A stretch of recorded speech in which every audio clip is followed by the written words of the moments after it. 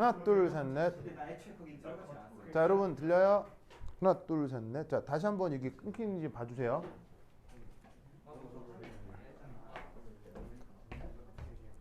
뭘 해볼까? 어떤 동작을 취해볼까?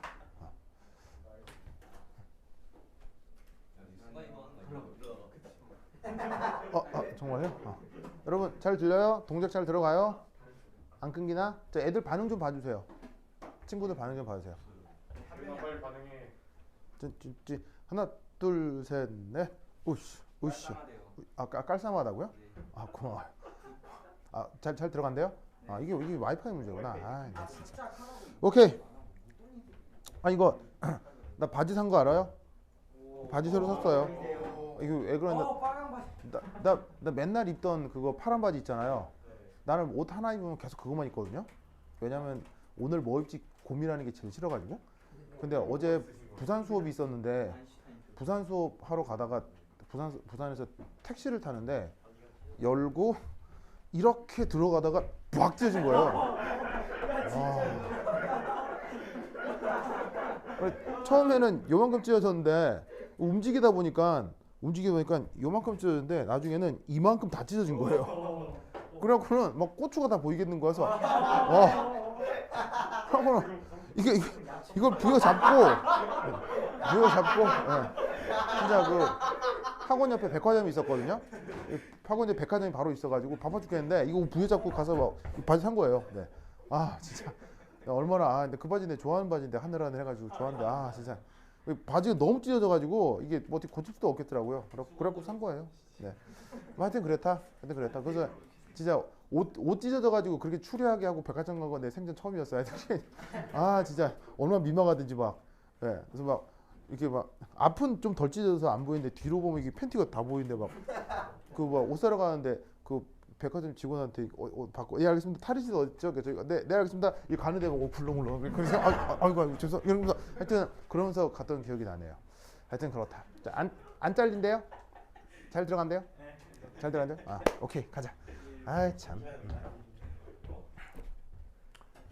뭐라고 생겨요? 부산은 매주 가요. 네, 부산. 매주 갑니다. 삼류 강사라서 아무데나 다 가야 됩니다. 네. 자, 보자. 자, 여기에 있는 그 상태 함수들은 보시다시피 이런 것들이 있는데 이 상태 함수들은 그 원론적으로는 그 절대적인 값들을 알 수도 있습니다. 알겠죠? 기준을 잡고 어느 기준을 0으로 정하고 절대적인 값을 구할 수가 있는데 실제적으로는 가능한 것이 바로 여기에 있는 엔트로피 뿐이에요. 그래서 엔트로피는 확실히 그 절대적인 값으로 알 수 있고 그게 여러분들의 교육 과정에서도 나오게 될 거예요. 아시겠죠? 그래서 그런 것이 이제 경로함수와 바로 여기에 있는 상태함수의 결정적인 차이인데 이 경로함수는 앞서도 얘기했듯이 얘는 자체가 그냥 절대적인 값을 알 수 있는 방법이 없어요. 알겠죠? 그래서 어떻게 된다? 여기 줄게요.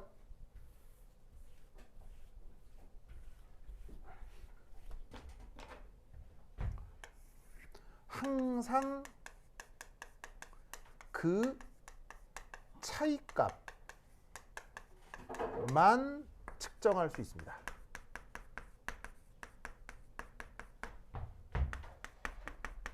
그래서 델타 표현을 하지 않습니다.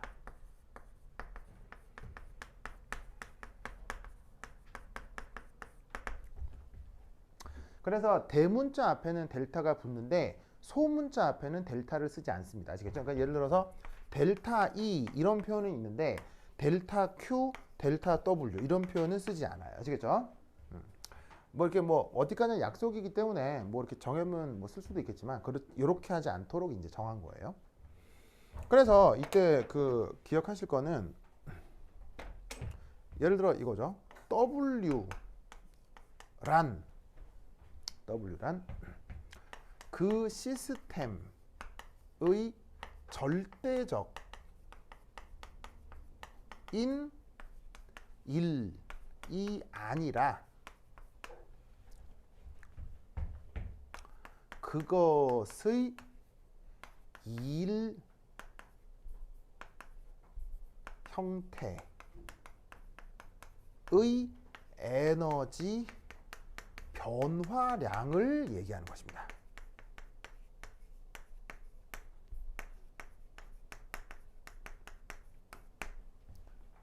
그래서 뭐 예를 들어서 어떤 시스템에서 뭐 W를 계산했더니 뭐 마이너스 30줄이 나왔다라고 뭐 이렇게 쳐보자 이런 말이에요. 그죠? 그럼 이건 그 시스템의 절대적인 1이라고 하는 수치가 마이너스 30이라는 게 아니고요. 그 시스템에서 뭔가 변화가 일어나는데 항상 이 Q와 W는 이게 무조건 변화의 의미가 들어있는 거야. 알겠어요? 항상 이 자체의 변화의 의미가 들어있기 때문에 앞에 델타를 쓰지 않는다는 얘기예요. 그럼 이렇게 쓰면 그 시스템의 경우 1의 변화가 이 정도 벌어졌다는 얘기 항상 알겠죠? 그게 뭐 1이라고 해도 되고 열이라고 해도 되겠죠? 1이 됐건 열이 됐건 그것의 변화가 이거다. 그러면 변화가 마이너스라는 얘기는 이런 표기에서는 그 보시다시피 변화를 마이너스로 썼다는 얘기는 이 값만큼 이 양이 증가했다는 얘기겠어요? 감소했다는 얘기겠어요? 바로 감소했다는 뜻으로 쓰는 말이다 이런 뜻이지. 무슨 말 알겠죠? 그래서 이제 예를 이제 조금 더 그 명확하게 써드리면 예를 들어서 W 이퀄 마이너스 30줄 요것의 의미는 바로 뭐다? 그 시스템의 일 함량 이 30줄만큼 감소하였다 라는 의미로 쓰는 말인 거예요. 이 30이라는 게 절대적인 수치를 보여주는 게 아니라 변화 과정 속에서 처음과 나중에 변화가 30줄이 벌어졌다. 그리고 여기서 마이너스라고 쓴 것은 예를 들어 감소다 이런 의미로 쓴 것이다. 말이죠. 어떤 뜻인지 아시겠죠? 그게 뭐 예를 들어서 만약에 지금 이 경우 1이 아니라 Q 열이라면 그때는 1 대신에 열 뭐 이렇게 써주면 되는 거죠. 무슨 말 알겠죠? 그래서 이런 의미로 1과 열을 생각해 주시기 바랍니다. 짜잔. 자, 그러면 여기 줄게요. 여기 줄게요. 이쯤 나이? 나?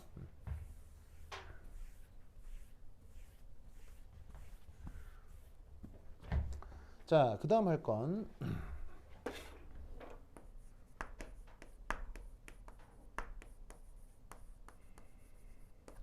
요거.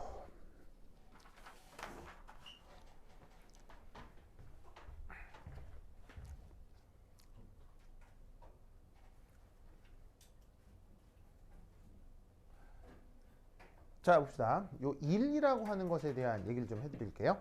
자, 얘 같은 경우는 첫 번째 1은 좀 정성적인 의미가 있는데 바로 이겁니다. 시스템과 서라운딩 뭐 온 글씨로 다 써볼까요?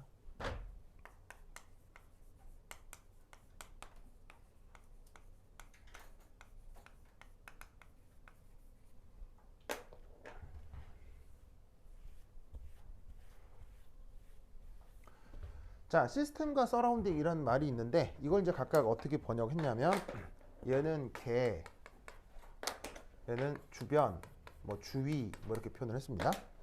그 시스템과 서라운딩 사이에 어떤 웨이트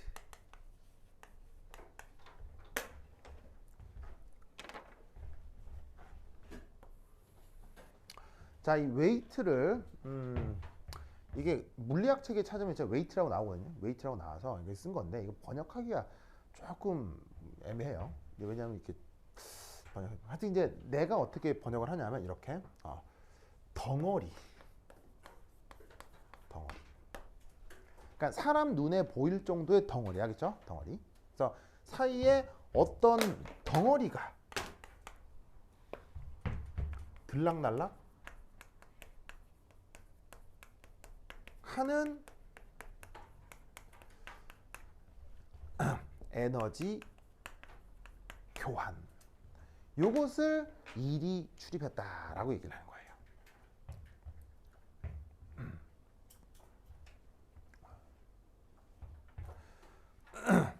자, 예를 들어서 이게 지금 어떤 물건이잖아요. 물건인데 내가 여기에다가 일을 해줬다는 얘기는 얘를 잡고 자 보세요. 이거 올렸다. 이거 탁 올리면 얘 입장에서 지금 보시다시피 어떤 덩어리고 이런 걸 어웨이트라고 하는 거예요. 이 어웨이트가 지금 보시다시피 들락 날락 들락 날락 하고 있잖아요. 이게 바로 내가 여기에 일을 해줬거나 얘가 나한테 일을 하거나 아시겠어요? 요런 구분이 된다는 얘기예요. 즉 일을 했다라는 얘기는 사람 눈에 반드시 뭐가 보여야 돼? 어떤 덩어리가 들락날락 또 뭐 왜? 이찬원. 그 경장 원장님이 네. 방금 올렸는데 네. 지금 코로나 검찰 개빡세게 들고 있다고 마스크 쓰는. 아 진짜. 좋습니다. 이 거리가 먼데 야야 이거 증거 인멸해야 돼. 어디 갔어? 뭐. 대문 잠그라는데? 대문 잠가야겠다. 어떻게 보셨지? 아 그래서 이게 문을 잠그는구나. 그래. 이거 선글라스 끼면 이거 김 새는데 소리 잘 안 들어가는데 이거. 대문 잠갔어요. 대문 잠갔다고요? 아 그래? 하나 둘 셋 넷 하나 둘. 대문 잠궜다고요? 대문 잠궜다고요? 그런 거 없죠. 그래? 아니 근데 소리가 안 들어가서 이게 하나 둘 셋 넷. 근데 대문 잠그면 안 열어 안 써도 되냐? 똑똑하게 열어달라면 그때 쓰면 되지. 굉장히 그. 자 봅시다. 어쨌건 자 다시 자 봅시다. 자 그래서 일이 출입했다라고 하면 사람 눈에 반드시 어떤 덩어리가 들락날락하는 게 반드시 보여야 돼요. 이게 어떤 의미인지는 이제 조금 이따 얘기를 할 거고요. 자 그래서 이제 이게 기본적인 어떤 일의 정성적인 상황이고 두 번째 이 일과 관련해서 꼭 알아두실 게 바로 이겁니다. 연력학에서는 가장 중요한 게 바로 expansion work이라고 하는 거예요. 이걸 꼭 알아두셔야 돼요. 자, 우리말 번역은 바로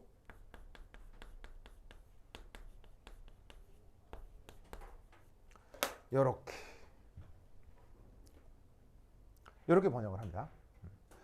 자, 얘는 피스톤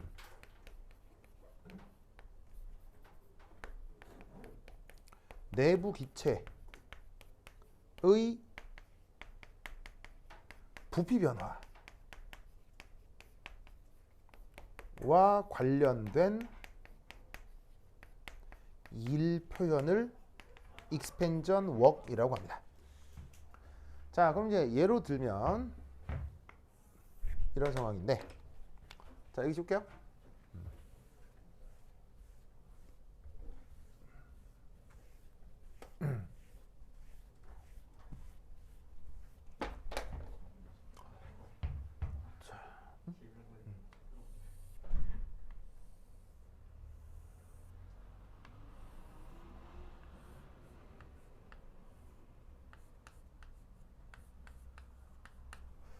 자 이렇게 돼 있고 얘가 VI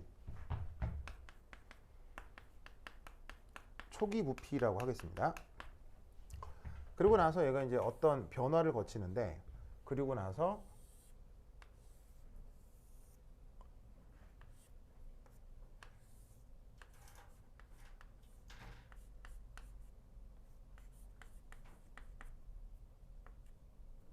자 이렇게 하고 나서 VF라고 하겠습니다.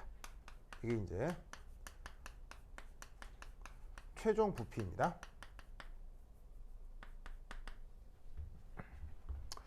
보이시죠? 그럼 이 익스펜전 웍의 그 출발은 뭐 사실은 그 물리학에서의 일의 정의죠. 자, 물리학에서 일의 정의가 이렇게 될 거예요. W라고 쓰고 인티그럴 F 외력 내적 D X 내적. 이게 이제 물리학에서 사용하는 그 일의 정의죠. 보이세요? 그래서 이제 이게 외력이고요. 그 다음에 X는 변이고요. 그래서 외력하고 변이를 곱해서 그냥 그때 나타나는 모든 그 더하기를 하는 게 바로 일의 정의인데 이걸 가지고 이 피스톤에 적용을 막 해요. 적용을 막 하면 이게 이제 특수하게 이렇게 표현을 할 수가 있어요. 이 증명 과정까지는 나중에 뭐 물리 시간에 배우도록 하세요. 이제 그 하면은 이렇게 나와. 이 피스톤이라는 특수 상황.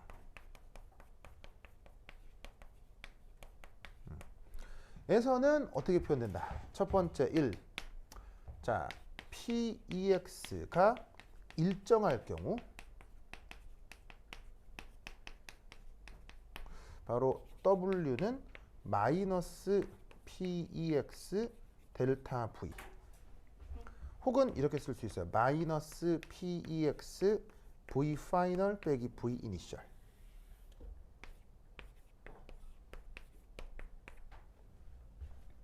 이렇게 바꿔 쓸 수 있습니다.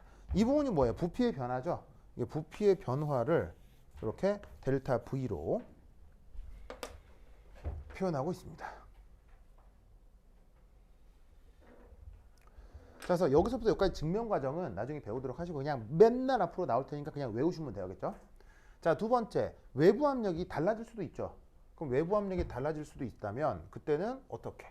두 번째, PEX. 자, 다시 한번 얘기하면 얘는 외부 압력 이러한 피스톤 상황에서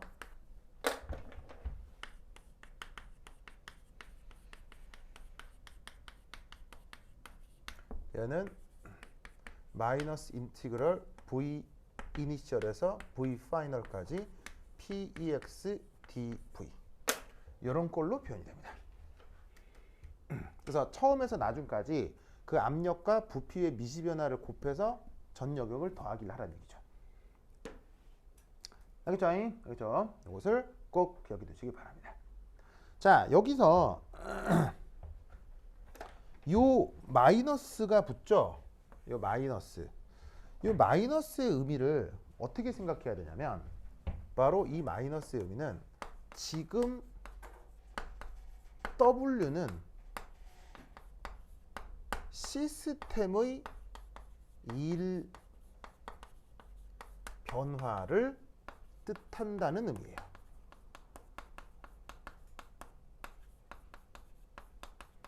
그래서 저기에 마이너스 표기를 써주는 거예요. 자, 뭔 말이냐면 자, 만약 V 파이널 빼기 V 이니셜 이게 0보다 크다라고 해보죠. 그러니까 처음 부피가 크다는 얘기예요? 나중 부피가 크다는 얘기예요? 나중 부피가 크다는 얘기죠. 그럼 이거는 기체의 팽창을 의미하는 거고요. 그럼 기체가 팽창했다는 얘기는 바로 시스템이 서라운딩에 일을 한 것을 의미하는 거죠. 그렇다면 이건 시스템 입장에서는 일 함량이 늘었다는 얘기겠어요? 줄었다는 얘기겠어요? 감소했다는 뜻이 되는 거예요.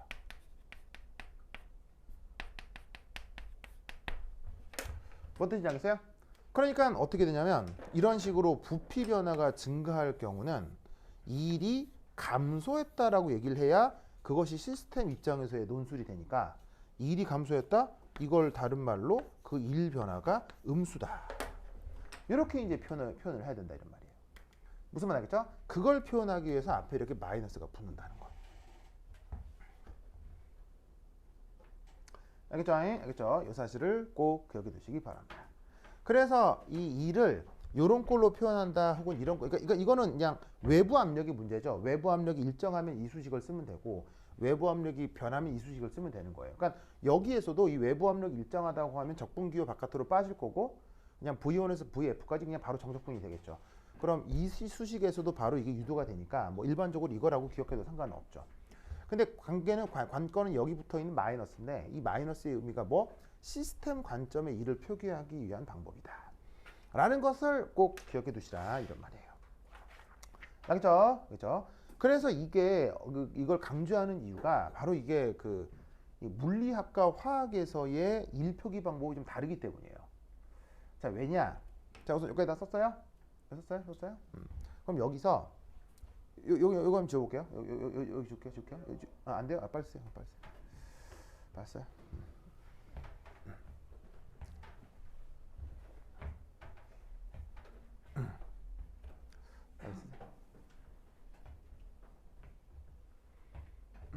썼죠? 그런데 이게 여기 쓸게요. 여기 줄게요.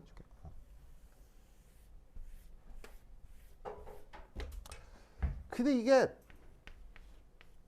물리학에서의 일 표현은 바로 여기 마이너스를 빼고 피스톤의 경우 이렇게 표기를 해줍니다. 여기가 마이너스가 아니라 플러스.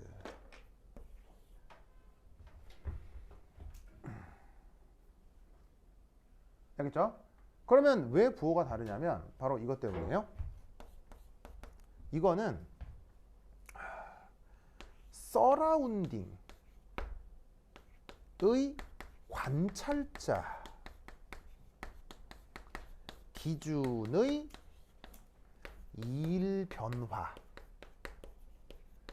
일변화라는 뜻입니다. 어떤 차이인지 알겠어요? 자, 예를 들어서 이 피스톤이 막 늘어났어요. 그러면 피스톤이라는 내부 시스템이 바깥에 일을 한 거죠. 그럼 바깥에 누가 서 있냐고요? 바로 관찰자 사람이 서 있을 거란 말이지. 그럼 얘 입장에선 일이 줄어드는 만큼 에너지 보전에 의해서 사람은 그만큼의 일이 늘어나겠죠.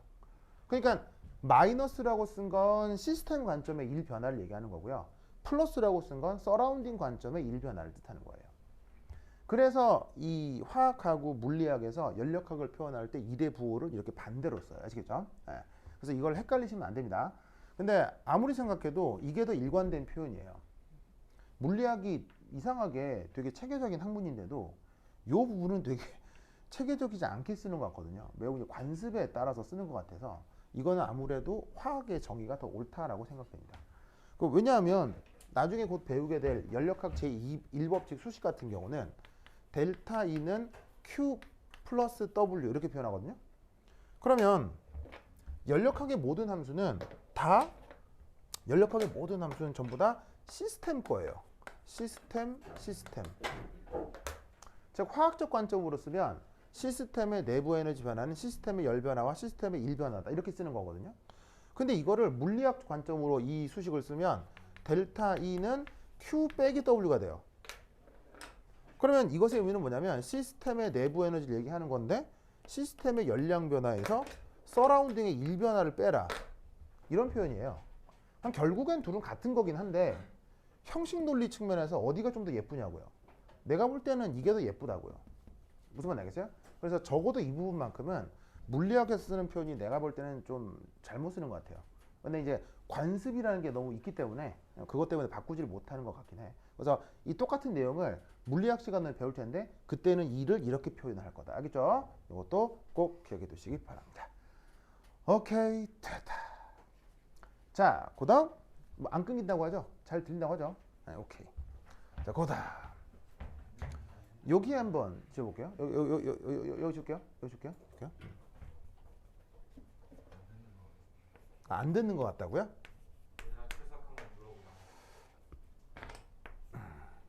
자, 세 번째는 non-expansion work이라고 하는 게 있습니다. 우리말 번역은 비팽창일. 왜요? 네, 들린대요? 안 듣는 것 같다고요? 아, 진짜로요? 그래, 알겠습니다. 아, 목소리가 여러분 목소리 안 들어가요. 이것만 들어가기 때문에 네, 여러분 목소리 멀어서 안 들어요. 여러분 지금 잘 들려요? 여러분 출석 체크 존재를 확인시켜 주세요. 뭐? 아, 딜레이 있어 그런가? 아, 그래? 아, 그래요? 하여튼 그렇다. 아, 그래요? 올라 잘 들린대요? 잘 들어간대요? 이지훈하고 백인상 둘이에요. 아, 둘이에요? 잘 들어간대요? 애들 목소리도 들린대요. 아, 그래요? 아, 애들 목소리 멀리서 들릴 거예요. 들리는 느낌이 이렇게 되게 멀리 있는 거일 거예요. 자, 하여튼 보자. 자, 그 다음 해볼 거는 비팽창일이에요. 아까 피스톤에서 하는 일을 무슨 일이라고 했고요? 팽창일이라고 했고요. 그 다음 일 중에는 비팽창일이라는 게 있어요. 자, 뭐냐면 시스템의 부피가 변치 않는데도 바로 출입 가능한 일들을 그걸 비팽창일이라고 합니다. 알겠죠? 그리고 쓸 때는 어떻게 표기하냐면 보통 W 쓴 다음에 여기다가 E라는 아래 첨자를 써주기도 합니다. 알겠죠? 그럼 난데없는 왜 E냐면 여기서 줄임말은 extra.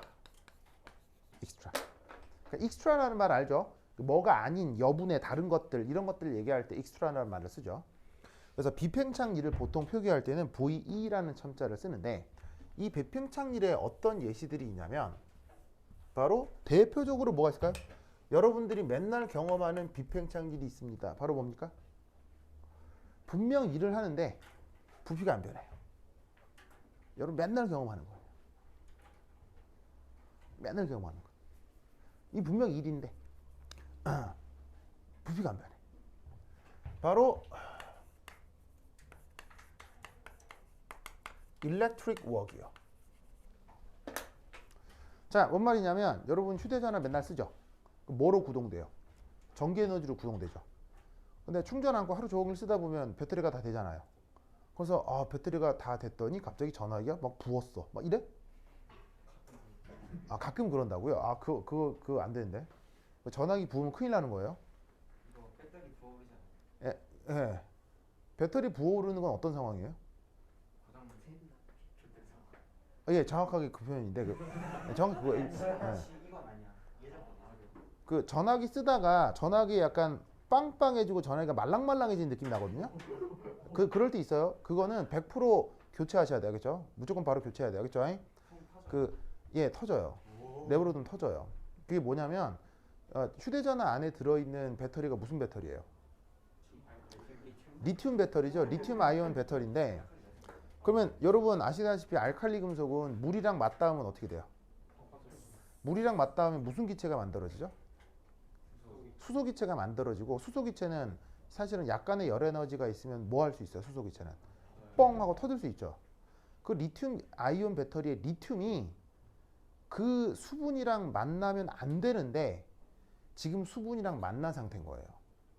뭔 말이냐면 리튬 아이온 배터리 휴대전화 안에 들어있는 리튬 아이온 배터리는 완벽한 클로즈드 시스템이에요. 닫힌 게예요. 완전히 밀봉돼 있어요. 완전 밀봉 알겠어요? 밀봉돼 있기 때문에 리튬 아이온 배터리로는 일체로 공기나 수분이 들어가면 안 돼요. 큰일 나요. 알겠어요? 근데 여러분들이 핸들링을 하다가 떨어뜨린 거지. 떨어뜨리고 충격이 가해지면 그 리튬 아이온 배터리의 패킹 있죠. 그게 찢어진 거예요. 그럼 거기로 뭐가 들어갔다? 공기나 수분이 수증기가 들어간 거예요.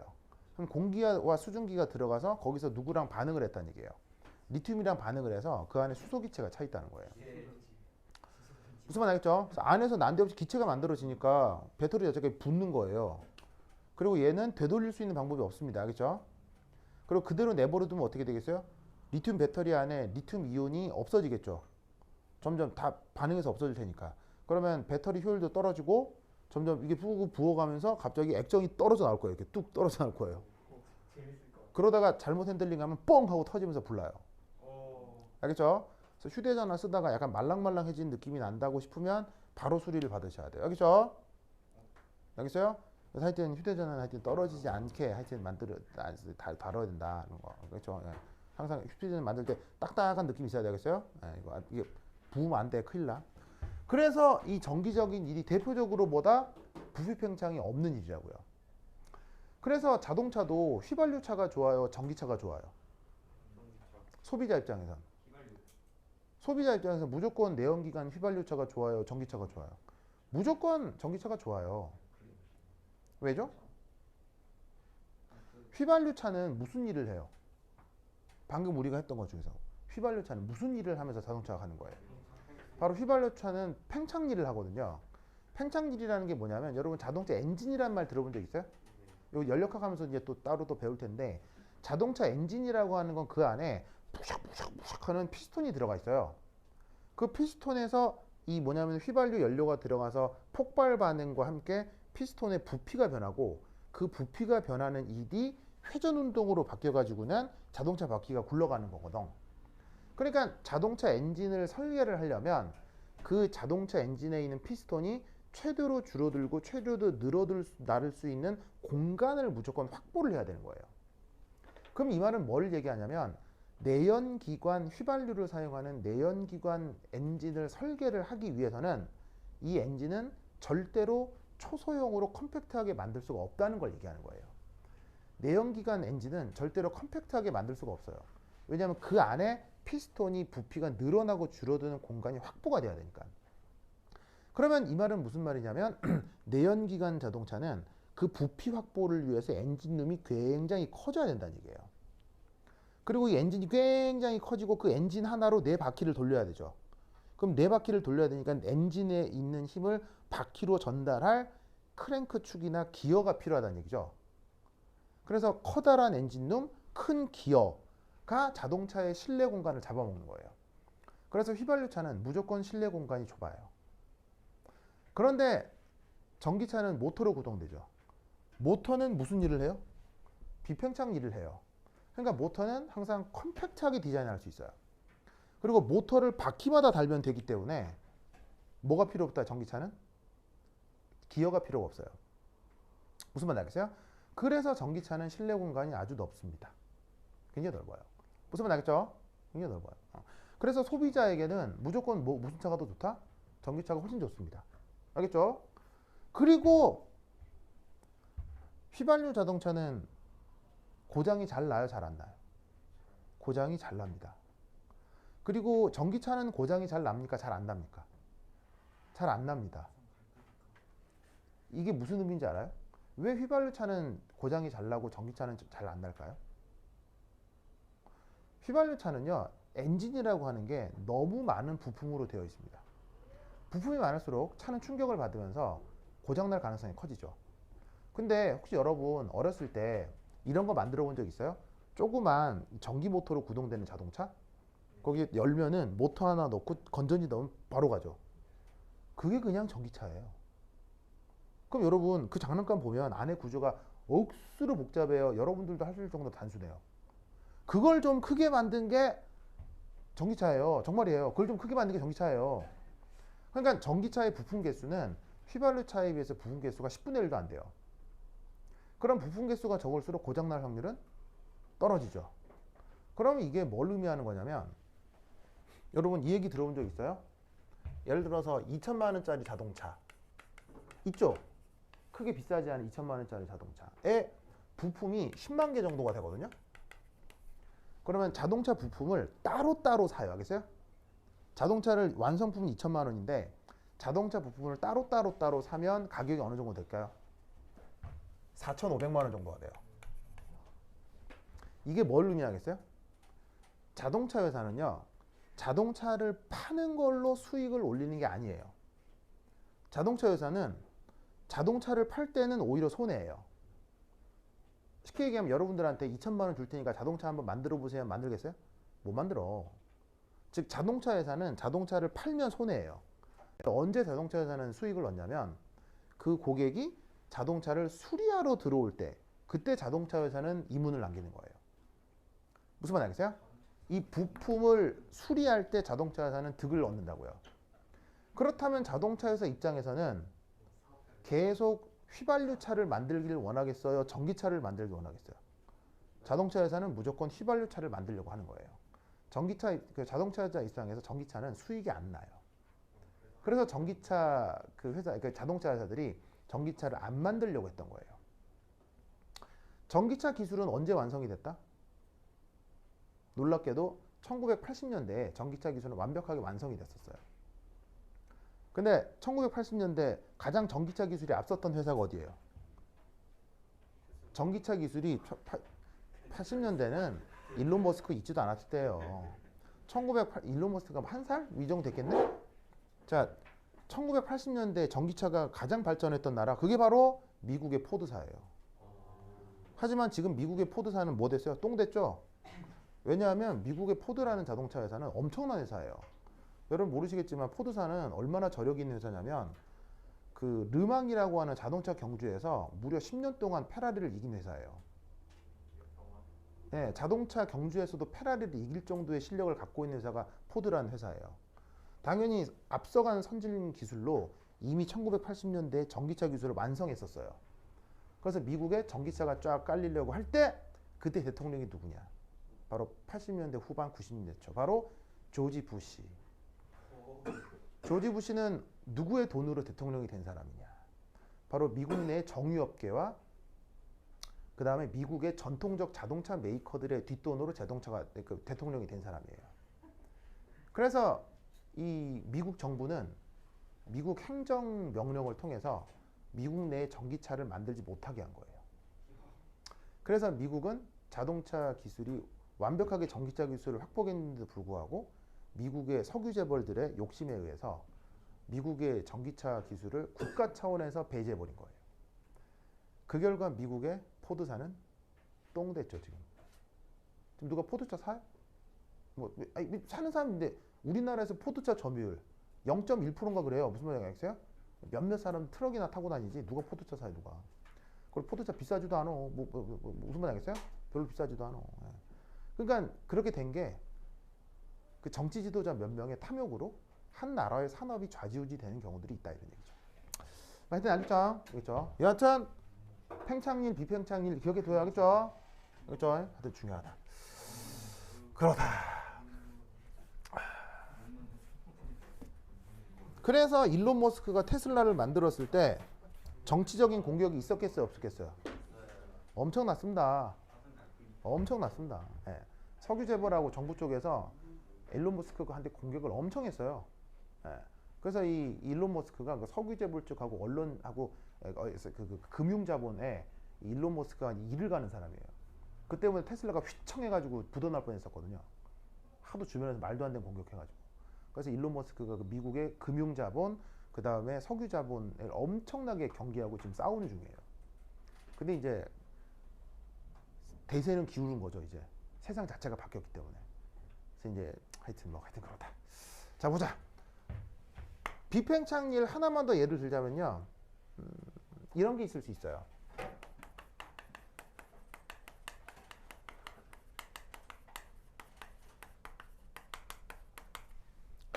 자,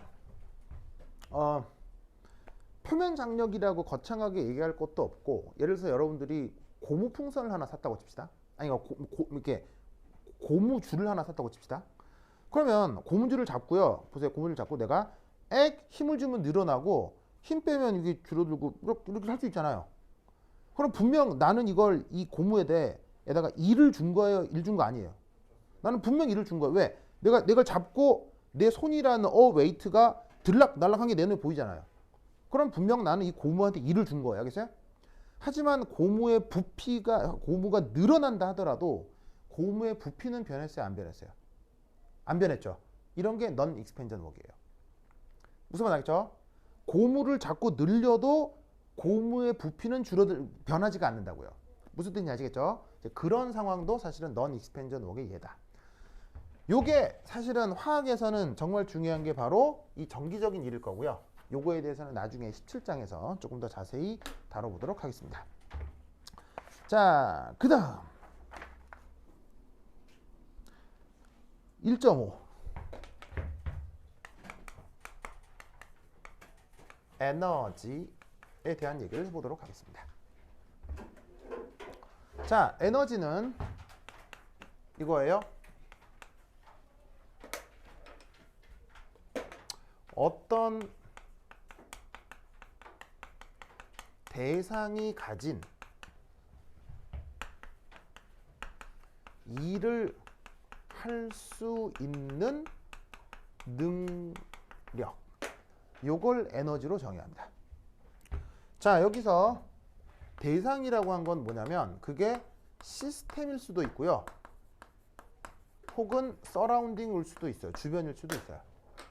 즉 시스템이 가지고 있는 에너지가 있을 수도 있고 서라운딩이 가지고 있는 에너지가 있을 수도 있다는 얘기예요.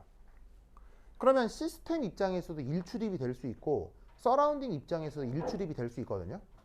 그리고 이 시스템과 서라운딩은 당연히 절대적으로 정해져 있겠어요? 상대적이겠어요? 당연히 상대적이기 때문에 시스템과 서라운딩은 언제든 바뀔 수 있어요. 알겠죠? 그래서 그냥 일반적으로 얘기를 하는 거예요. 그래서 그 대상들이 가진 일을 할 수 있는 능력, 그걸 에너지로 정의합니다. 알겠죠? 그래서 항상 어떻게 된다? 일 출입이 되면 에너지가 변할 수밖에 없죠. 그래서 만약 어떤 대상이 이를 받아들였어요. 그럼 그 녀석의 에너지는 증가한다. 이런 얘기죠. 한마디 쓰면 누구든 이를 받으면 에너지는 증가한다. 라고 항상 생각할 수가 있다는 얘기죠. 무슨 말 알겠죠? 이게 바로 에너지의 정의입니다. 자, 그 다음 여기 줄게요. 여기 줄게요. 이요.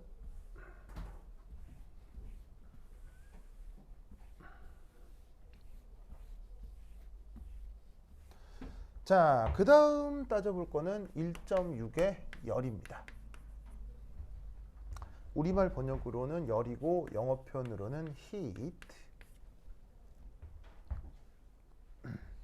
자, 우선 열의 정의.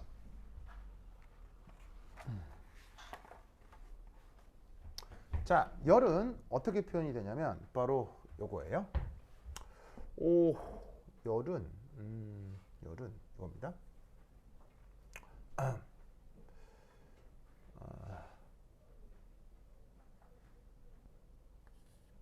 일 이외에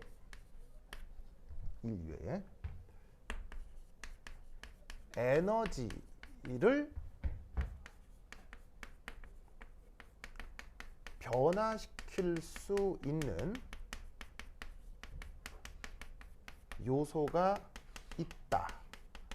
있다는 것을 사람들이 수만 년간의 경험을 통해 발견하게 됩니다.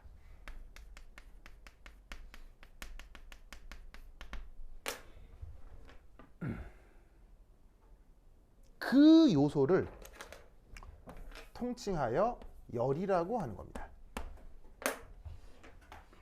알겠죠? 그래서 사실은 열은 쉽게 얘기하면 열은 not work이에요. 일이 아닌 걸 열이라고 통칭하는 거예요. 굉장히 의외죠? 뭔가 뜨끈뜨끈하고 이런 거하고 관계가 없다는 얘기예요. 근데 물론 현상적으로는 관계가 있는데 정의상은 이렇다는 거예요. 알겠죠? 그리고 보시다시피 이 사실을 경험적으로 알게 된 것이기 때문에 수학적으로 증명할 수 있다 없다? 증명이 안 되는 겁니다. 이 말은 그냥 그런가 보다. 아시겠죠? 그리고 이때 또한 경험적으로 열 출입이 일어날 때는 보통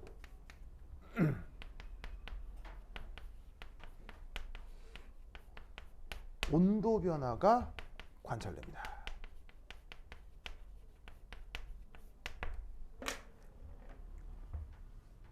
보통 온도 변화가 관찰됩니다. 아시겠죠? 그래서 이 상황을 간단하게 이제 이렇게 우리의 경험으로 미루어 짐작할 수 있을 정도 그림 같은 걸로 한번 표현을 해보면, 자, 여기 줄게요.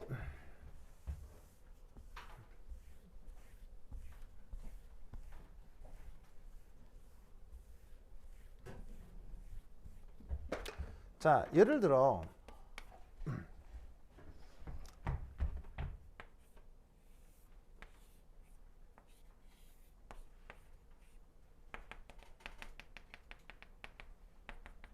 자, 이게 이렇게 예를 들면 가열판이라고 합시다. 요즘은 우리나라 가전들이 다들 발전을 해서 요즘은 가스레인지도 안 쓰고 이렇게 인덕션 이런 거 많이 쓰죠. 가정에서도 그런 거라고 합시다. 그래서 여기 이제 이렇게 휠이 있고, 그러면 얘를 따락따락 돌리면 이제 고온, 저온 조절이 되고, 자, 여기에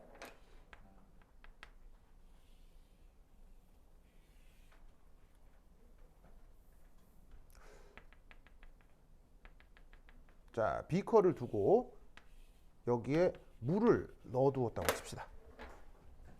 보이시죠? 그래갖고는 가열판 온도가 뜨끈뜨끈 해갖고 한 400도씨. 아유, 내 군대 있을 때 내가 뭐냐면은 그 화학 교수라고 했었죠. 그래서 이제 동시에 나는 화학 실험실 관리장교였거든요. 그래서 내 그 사무실이 화학 실험실 바로 옆에 붙어 있었어요. 근데 뭐 딱히 할 것도 없어서 부대에서 막 혼자서 공부 많이 했거든요. 그때 이제 배고플 때 이제 실험실에 가면 가열판 가져다가 냄비에 올리고 막 라면도 많이 끓여 먹고 했는데 갑자기 이 보니까 그 생각 그때 엄청 끓여 먹었네. 자, 어차피 anyway. 자, 그래서 이제 뜨끈뜨끈하면 이제 나중에 어떻게 되겠어? 그래서 막 부글부글 할 거 아니에요? 부글부글, 부글부글. 자, 그래서 이제 뜨거운 가열판에서 물이 부글부글 한다. 뭐 이건 뭐 특별한 상황이에요. 뭐 당연히 알 수 있는 상황이에요. 당연히 알 수 있는 상황이죠. 예. 그래서 이렇게 부글부글 하는 걸로 끝날 건데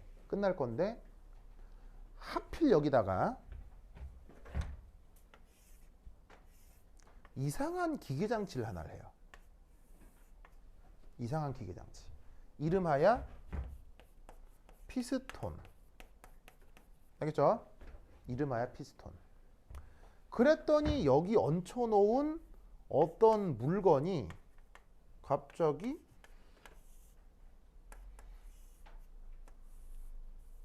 요렇게 상승을 하더라. 무슨 말 알겠어요? 그러면 이건 뭘 할 수 있냐면 이 물체는 지금 덩어리로서 들락날락한 게 내 눈에 지금 보이죠. 그럼 이 말은 이 물체는 지금 열 받은 거예요, 일 받은 거예요? 얘는 이 물체는 지금 일을 받은 거라 이런 말이에요. 무슨 말 알겠어요? 그런데 이 일을 받았다 라고 하는 이 상황을 보면 보시다시피 이 가열판과 물 사이에서는 보세요. 가열판과 물 사이에서는 무슨 놈의 어떤 질량 덩어리가 들락날락 하나요? 갑자기 요정이 나타나서 물을 끓여야지. 그럼 가열판에서 내가 뭐를 가져다가 물에 전달해야 되겠다. 그래서 요정님이 나타나서 물에 이렇게 이게 보여? 이런 게 보여요? 안 보이지. 아무것도 안 보이잖아. 뭔가 이 가열판과 물 사이에서는 뭐가 덩어리가 들락날락한 게 안 보이지. 그런데 여기서 나중에 뭐가 됐어? 일을 했지. 그러면 여기서 뭐? 이 사이에서 일은 아닌데 왜 일이 아니야? 뭔가 덩어리가 들락날락하진 않았으니까. 일은 아닌데 일을 할 수도 있는 능력이 이동한 거다 라고 얘기를 할 수 있다는 거예요. 무슨 말 알겠어요? 이런 식의 기계장치를 통해서 그걸 뭐라고 정의하자? 이것을 열로 정의하자예요. 무슨 말 알겠죠? 만약 이 피스톤이 없으면 이런 일련상은 나타나요, 안 나타나요? 안 나타나죠. 그래서 이 열은 무조건 일로 바뀐다라가 아니라 보시다시피 그 일을 할 수 있는 능력인 에너지를 변화시킬 수 있는, 알겠어요? 수 있는. 이 말은 열은 에너지나 일과 관계없이 그냥 끝날 수도 있다는 얘기예요.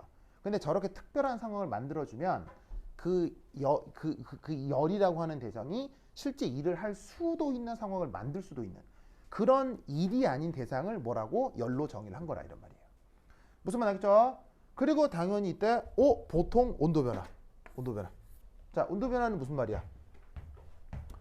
여기 가열판 몇 도? 400도. 자, 부글부글하는 물의 온도 몇 도? 100도.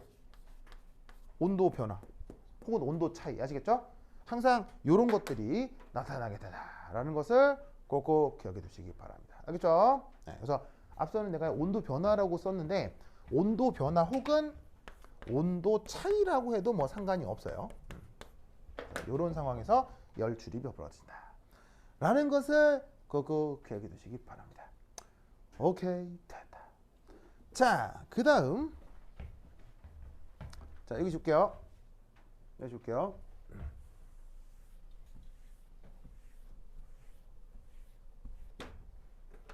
세 번째 맞지? 열 출입은 항상 chaotic motion을 유도합니다.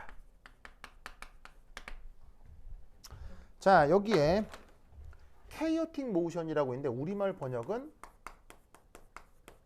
무질서 운동.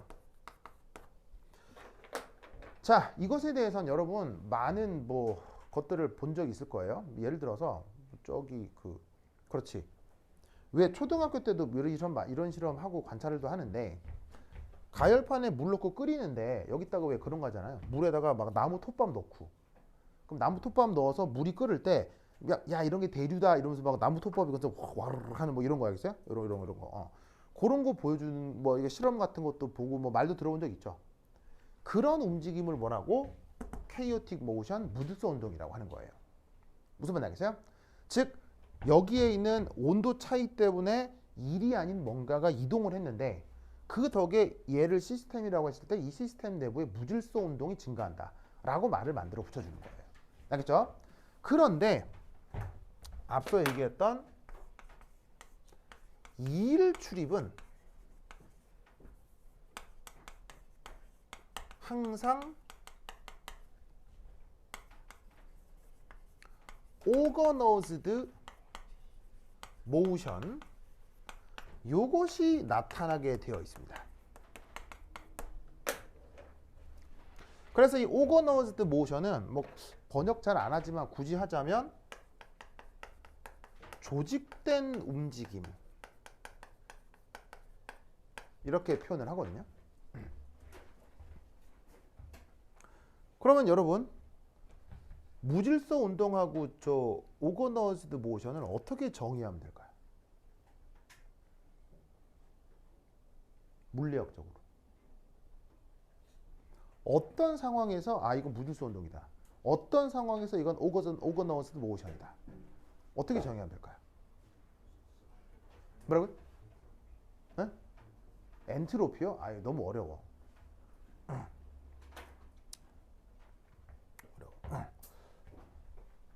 자, 예를 들어서